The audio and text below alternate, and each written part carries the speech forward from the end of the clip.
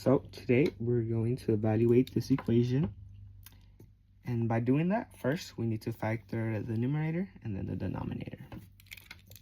So to do this, we need to find two numbers, one that adds into -12 and one that multiplies to 32.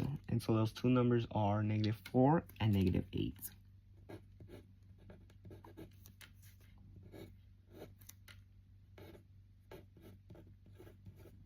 So once that you have done that, we now move on to the denominator. We need to factor the denominator.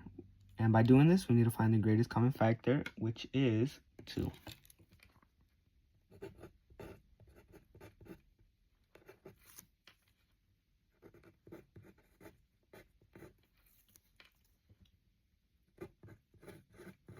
So now that we have the greatest common factor, we need to multiply 3 and 8, which will give us 24. So now that we have 24, we need to find two numbers, one that adds to -14 and one that multiplies to 24. Which those two numbers will be -12 and -2. So now we group them back in.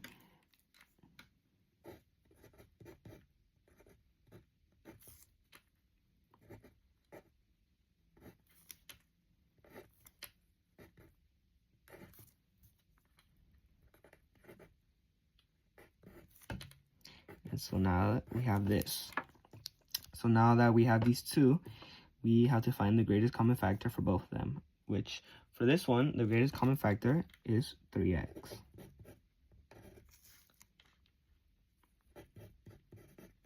And for this one, the greatest common factor is -2.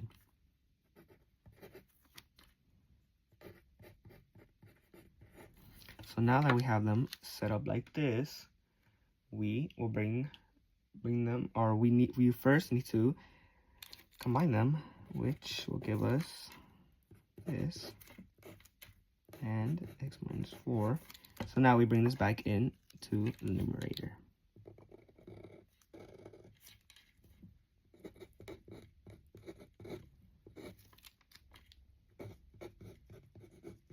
So now that we have them set up like this, we will now cancel out the x minus 4, and now we are left with x minus 8 over 3x minus 2, but you can't forget the 2. So we still have the 2 from when we found the greatest common factor up here.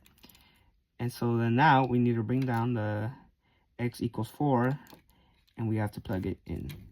So we have 4 minus 8, and we have 3 times 4 minus 2. So that will give us, this will give us 12 minus 2.